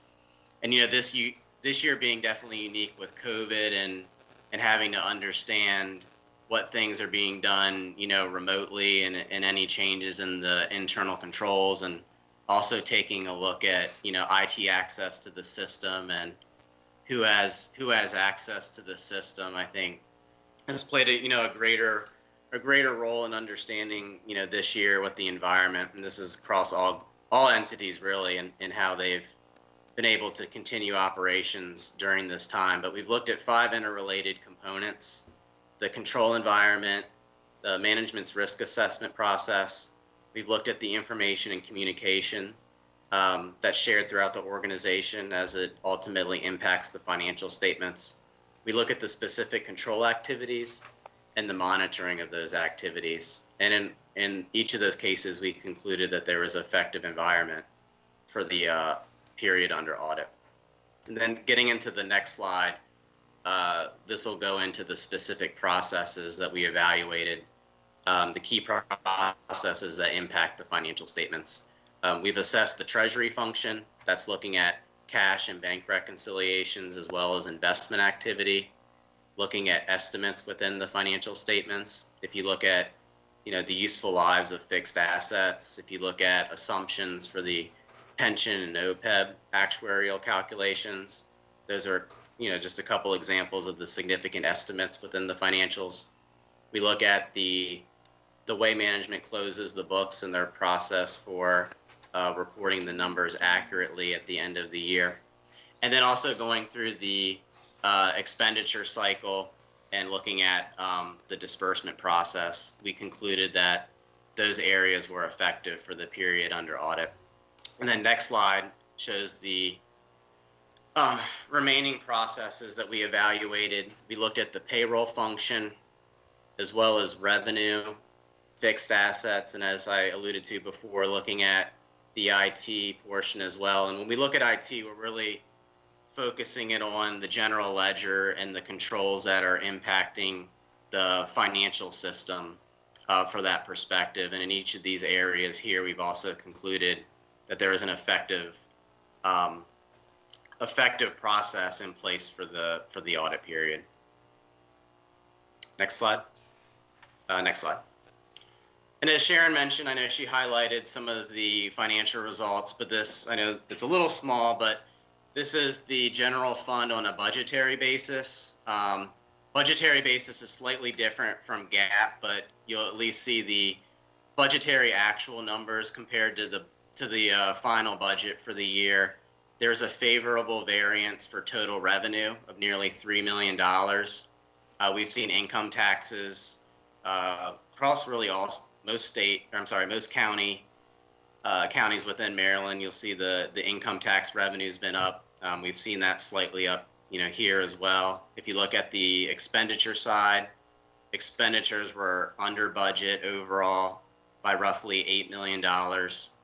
There's also the general fund makes certain transfers out to other funds. So there's roughly $15 million in operating transfers that are going into the other funds. So when you net that activity together, that's a favorable or a positive change in budgetary fund balance of roughly $11 million for the year, which results in the ending fund balance of roughly $72 million for the year on a budgetary basis.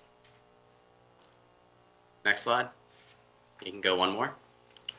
And I won't read through every one of these points, and I hit a number of these points in the results. But if we had issues getting through the audit, for example, if there was audit adjustments that we had proposed or that were made by management, if there were barely acceptable accounting policies, we'd be required to bring that to the commissioner's attention through this process. If you go to the next slide, if we'd become aware of any fraud or illegal activities, if we had disagreements with management or any material weaknesses or significant deficiencies identified in the controls, and we had nothing of that, of a negative nature we'd need to bring to your attention. I think if you go one more slide, that's the last page of the required communications. If we had difficulties getting through the audit, I know it was just a challenging year dealing with COVID, but once management was ready for us, we were able to come in and get what we needed. I know the audit, took a little more time this year just with getting the financial statements together. But like I said, once management was ready for us, we were able to get what we needed relatively quickly. Also, we go through a process to make sure we're independent of the county, both with the members of our team as well as the firm as the whole, which is a requirement for us to be independent, for us to be able to provide the audit services. And again, there's no issues there. And then lastly, I've included our contact information in the back. So if there are questions or concerns throughout the year, you can go back. I think go towards the end.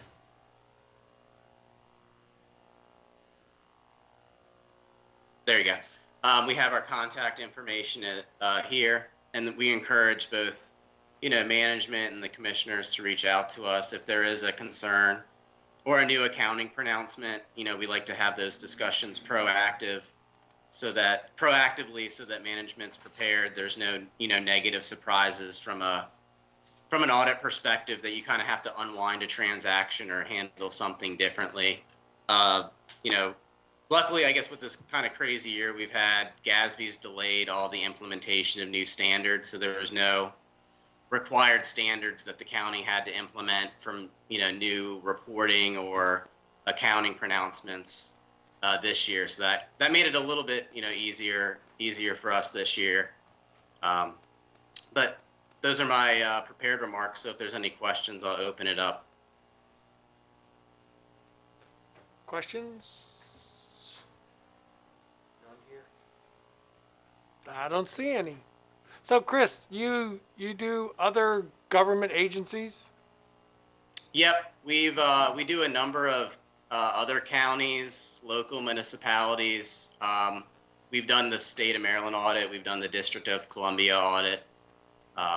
So yep, we do a number of government agencies. So is it not finding any issues? I worked in state government for 8 years, and when they came in and audited us, it seems like they always wanted to find something. So I am a little surprised that there were no issues, which says really good things about the staff that we have. But like I said, in 8 years at state government, there was always some issue the auditors found. And at one point, the gentleman told me, he said, well, we have to find something. So you feel no need to have to find something, apparently.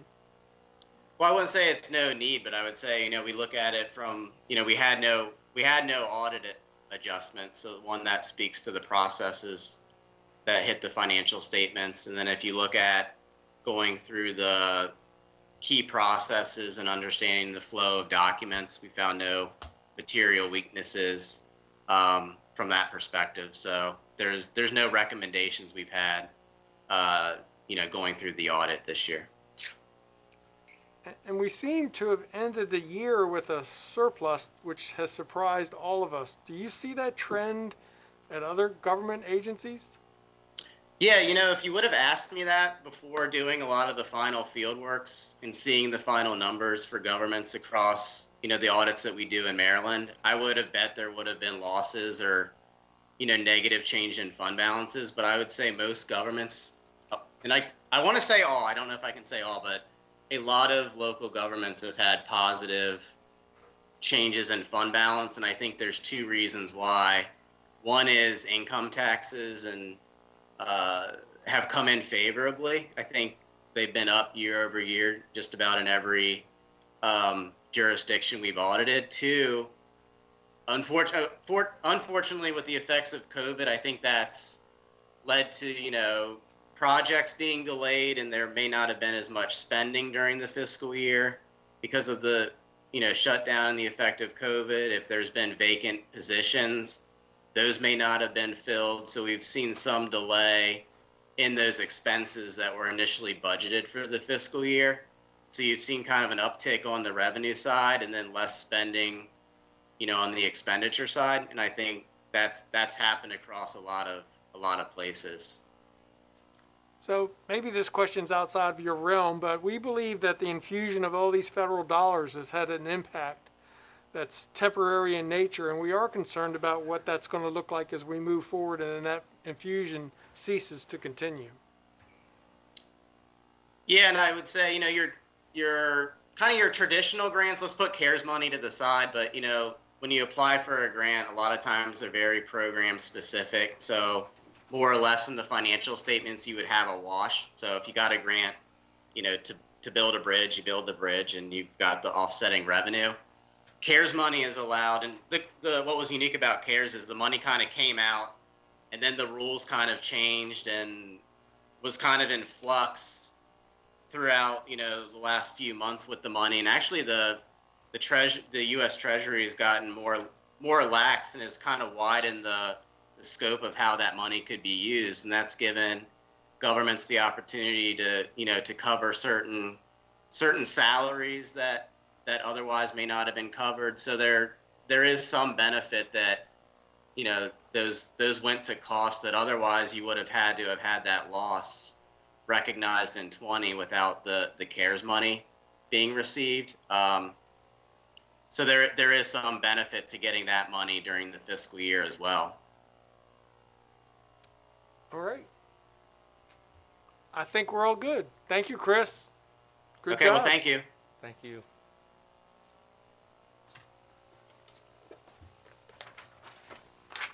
So I believe that brings us down to work session. Department of Planning and Zoning, Commissioner Hutchins.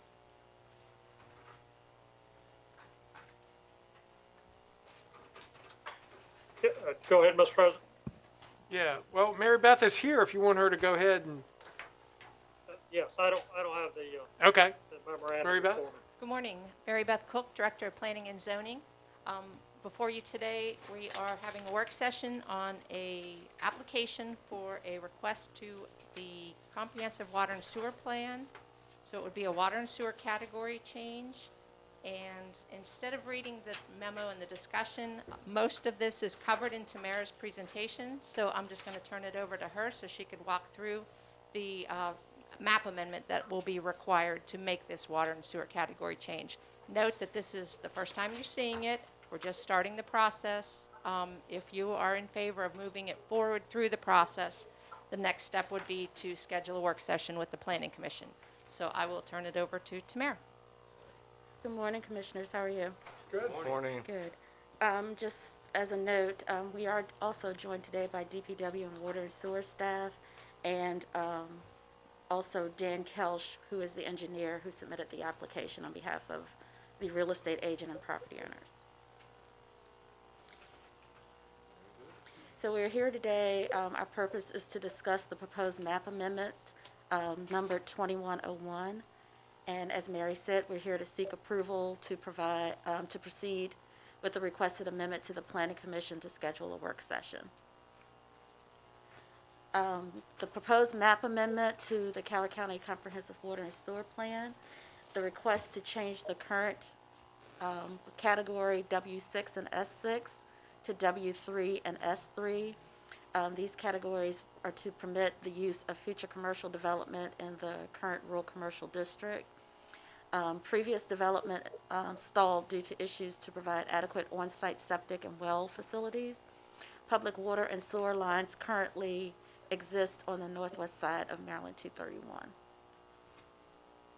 Just to talk about the different categories, the W6 and S6 categories are areas where no water or sewage are planned or programmed.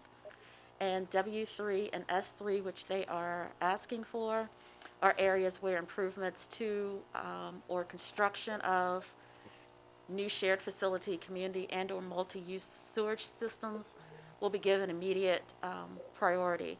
The installation of these systems may be permitted to the same three conditions that are enumerated with the W1 and S1 categories. Those conditions for S1 and, as you will see with this W1, are somewhat similar. They are areas served by shared facility and community and or multi-use sewage systems, which are either existing or under construction. The individual sewage systems may not be permitted or installed where adequate community sewage facilities are available. If an existing community sewage facility is inadequate or is not available, then an interim individual sewage system may be used subject to following the conditions. And the conditions, like I said, are similar for W1 and S1. Such interim system is reviewed by the county health department for their regulations and consistency with compliance orders. The permits for such interim systems shall bear a notice regarding that the interim nature of the permit and stating that the connection shall be made within 1 year or less after each system becomes available. The third condition, if interim systems are not used, provisions shall be made whenever possible to locate the system so as to permit connection to the public facilities in the most economical and convenient manner. And like I said, the conditions are the same for W1 and S1, the same conditions. So the property is tax map 24, parcel 655. They're known as 2470 through 2490 Hollowing Point Road. They're lots 1 through 3 of the Patrick Pierce subdivision, which was recorded in 1988. They are zoned rural commercial. The total of the 3 lots is 3 acres, each lot being 1 acre. There are 2 vacant lots there at the moment, and 1 lot is improved with an existing building that has been assessed as a commercial use. This is the property location, as you can see on Maryland Route 231, somewhat across the street from Stafford Road and the Barstow Post Office. This shows the site in connection to the water and sewer lines that are currently available in that location. And here are our water and water service maps that shows that it's now currently in the W6 category. And also for sewer, S6. That's the current category that they're in. So our recommendation is that the board would review and discuss the application, and if you're in favor of proceeding, to direct staff to proceed for a work session with the Planning Commission, and then after that it would be a joint public hearing.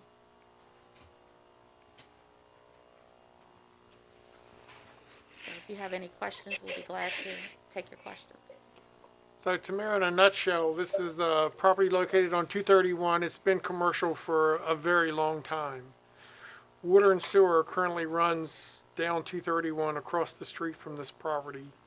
They're just asking for a change, so if they decided they could get permission to connect to the water and sewer.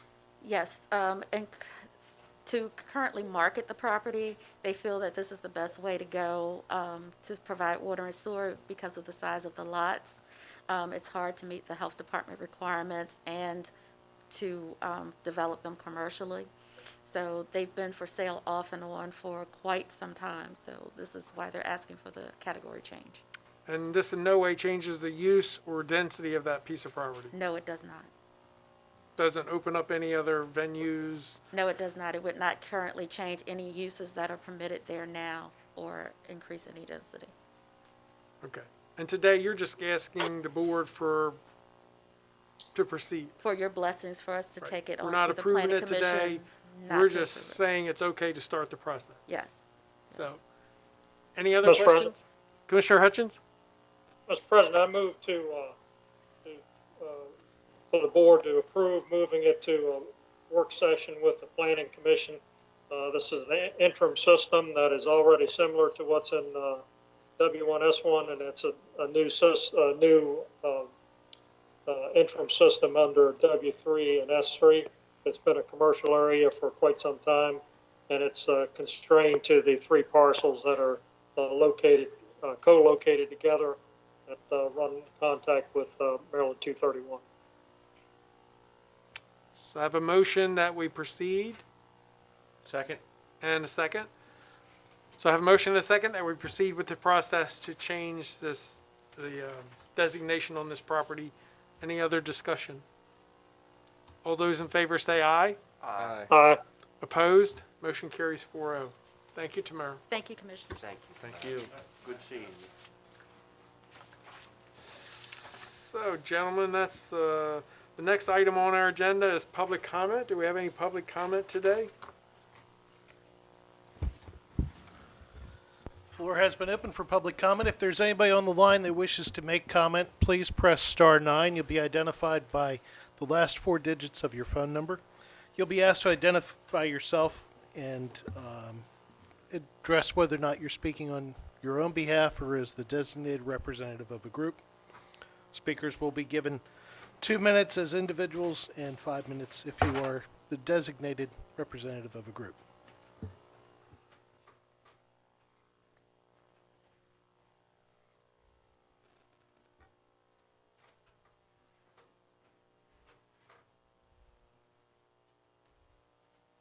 There are no speakers. So we have no public comment today. That takes us to commissioner reports. Commissioner Hutchins? Thank you, Mr. President. Just two things. One is we mark the end of Black History Month for the month of February. I bring to the attention of the board and the public of 2 Maryland state troopers who passed away last week. They were retired. Both of them were in my age bracket, and I had the pleasure to serve with them, both as a colleague and then as a superintendent of the state police. They were both black troopers that were born in the South and came up under the elements of segregation, but demonstrated very clearly that you can achieve. Both joined the military and served in the military, one in the United States Army and the other in the United States Marine Corps. Both achieved significant positions in the Maryland State Police as they progressed through the ranks. One died of certain unknown causes, and the other died after an 81-day battle with COVID in a VA hospital. So the trooper Charlie Lester and trooper Naaman Brown, who are significant symbols that you can progress and you can raise yourself up and you can make a difference in every way, shape, or form that you do, no matter what your color of skin happens to be or your national origin. So I just ask all of you to remember those two people and those two names. They served this state and they served this nation with great dignity and great perseverance. Thank you. Commissioner Hart? I just want to thank everybody who was out here addressing the weather, from EMTs to law enforcement, and especially Mark Mister and the guys over there. Boy, I tell you what, home run, gentlemen. Hopefully we can put that equipment away till next year, but we do have a good 5 or 6 weeks to watch it. So, you know, I know some folks like snow. When I see it, it means it costs money. So, awesome job, gentlemen. Thank you very much. Commissioner Weems? Yes, sir, Mr. President. I've got a couple items. First of all, school bus safety. With students and teachers returning to school, citizens are reminded to be alert for additional pedestrian traffic and school buses on the roads. For the safety of children, getting on and off the bus, always slow down for yellow flashing lights and stop for red flashing lights on a school bus. We ask drivers to remain especially vigilant during school arrival and dismissal times to help protect our county school children. And it's also Women's History Month in March, and we look forward to celebrating that. We encourage all citizens to participate in the numerous opportunities provided to commemorate, study, observe, and celebrate the vital role of women in American history. Citizens can learn more at womenshistorymonth.gov and look for local events hosted by Calvert Library at calvertlibrary.info. And that's all I have, Mr. President. Thank you, sir. Just want to remind everybody that this Thursday night, February the 25th at 7 o'clock, Department of Planning and Zoning is going to be hosting a Prince Frederick Town Center Master Plan meeting virtually. So I encourage everybody to participate. That's the only way we make good decisions, is with public participation. Unfortunately, we can't do those things in person today, but this is the best option that we have. So just encourage everybody to do their best to participate so we can hear from you. The other thing is COVID vaccinations. It seems to be the #1 issue I hear about. As you heard in the presentation earlier, our health department is doing the best they can with the resources that they have, and I just have to ask everybody to be patient. We do hear rumors that they may be opening up a mass vaccination center at the Blue Crab Stadium in Waldorf. Don't know if and when that will happen, but and there are other options out here now at CVS's and Walgreens. So you just have to keep track of where there's availability and get on those sites and register.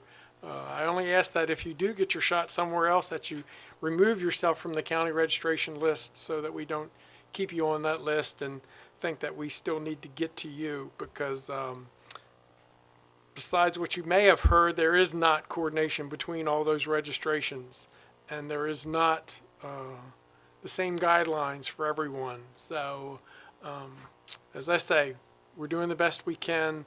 It's very confusing for all of us. So just ask you to be patient. And if the president is correct, by July we should have enough vaccine to get to just about every American that wants to be done. And hopefully by then we can start to open things back up to normal, because nobody anticipated this, and it's been quite a challenge for all of us. So I ask all of you just to be safe and have a great day. Thank you.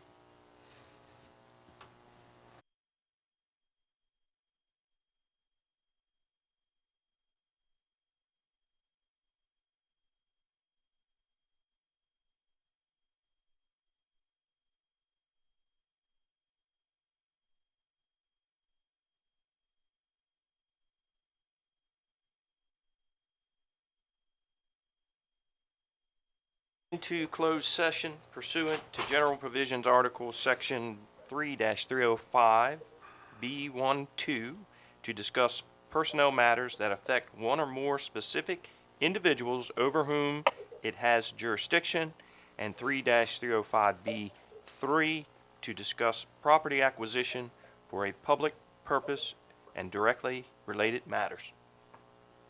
Second. Have a motion and a second that we go into executive session. All those in favor say aye. Aye. Aye. Aye. Opposed? Motion carries 4-0. Thank you.